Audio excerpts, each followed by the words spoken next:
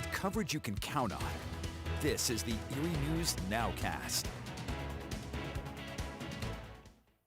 Good afternoon, I'm Elspeth Meisner, and thanks so much for joining us for your Erie News Now Weekend Nowcast. Well, Sundays are typically a day meant for worship or church services, and local Catholic churches are actually seeing more and more people returning ahead of the lifting dispensation.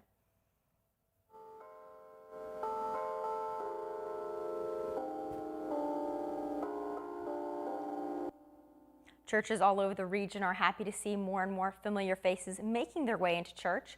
The pastor at St. George's Church says they have about 90% of their congregation back. However, over on the east side, Holy Rosary says they have about 70% of their parishioners back in church as well. But they have seen many new members make their way into the church, and they're just thrilled about having so many more parishioners welcoming into their family. In a couple of new ones each week, but we've also had a couple of new people register as well, and that's a real joy. We caught up with another local church who said they have about 12 new young people who recently joined the church. We'll tell you what news now at 6 o'clock. Well, the first full day of the Olympics is in the books, and watching some of the best always brings out the athletic aspirations in all of us watching at home. And with that, some local sporting shops are hoping for a big boost in business. Our Kristen Allen caught up with some local shops to see what they expect after these 2021 Olympics complete. Major sporting events like the Olympics bring out the athleticism in all of us. You know, really fun as a kid growing up watching all these races and watching the Tour de France and the Lance Armstrong era. Watching the world's best battle it out can inspire thousands across the country to pick up a new hobby. That's what some local sports-based businesses are hoping for. Maybe they're watching the Olympics, but, you know, they have a different picture in their head. They just want to get on a bike. Nathan Latimer owns 814 Outdoor Sports and helps everyone from new riders to professionals start cycling. The pandemic caused bike sales to skyrocket. Now there's a shortage, so the idea of another bike craze is concerning. Any enthusiasm towards getting a new bike is great. It's just really tough right now. Biking isn't the only sport gaining traction. After popular movies like The Hunger Games and Brave, archery picked up around the country. Now local archers are hoping the same thing happens after the 2021 Olympics. Hollywood was responsible for a huge spike, and in 2012, the Olympic viewership for archery actually beat basketball. With the 2021 Olympics underway, Archery Encounters owner Tim Case is hoping the games cause the next spike. What's your hope, I guess, coming out of the Olympics for archery? Continued growth, continued interest in the younger crowds. There's so much diversity in the sport. Every culture on earth has experienced archery. Kristen Allen, Erie News Now.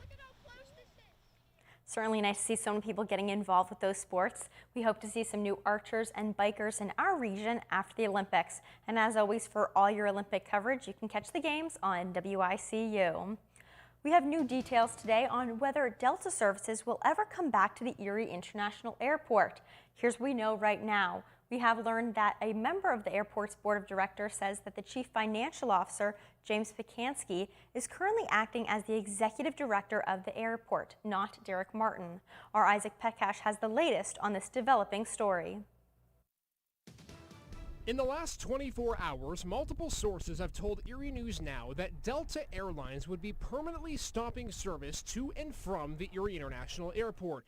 Those sources have included multiple airport employees and 2 members of the airport's board of directors who wish to remain anonymous. When we reached out to a Delta headquarters on Friday, a spokesperson would not say whether or not a permanent shutdown was happening. They instead referred us to a web article that noted the temporary suspension of service caused by the COVID-19 pandemic. Just hours ago, another source with direct knowledge to the situation, who asked not to be named, sent this message. The message reads in part, quote, SkyWest and Delta contracts are up at the end of July and are not being renewed.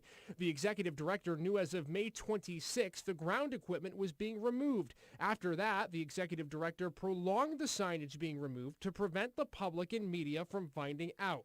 The message goes on to say that, quote, Delta's signage being removed is not for a remodel. It's because they are not coming back. We've reached out to Executive Director Derek Martin for comment and are awaiting a response. In a phone call yesterday, Erie International Airport CFO James Bakansky said he had not heard whether or not Delta was permanently suspending operations in Erie. He tells us conversations between airlines and carriers are conducted by the executive director. We've also learned this Wednesday at noon the Board of Directors will have a meeting to discuss a series of topics. Board members say it's a meeting that will produce a lot of change. Now to news out of Ohio. A drowning happened in the waters between Ohio and the Pennsylvania border last night in Lake Erie. Lake City Water Rescue's team was called to assist in the afternoon around 1:30 p.m. when a man went missing in the waters of Lake Erie off of Conneaut, Ohio.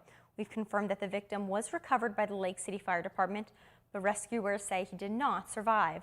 The man was apparently swimming near a breakwall in Conneaut, Ohio when he disappeared. Coast Guard officials say the man was recovered by Lake City Water Rescue, returned to shore in Ohio, and then taken to University Hospital's Conneaut Medical Center. Sadly, he died on arrival.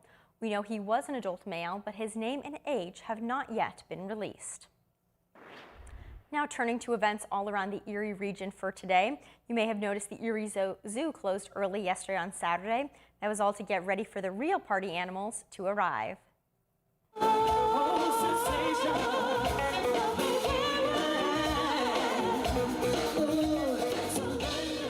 Last night was the main event 2021, and the event asked the question, who's ready to get back in the wild?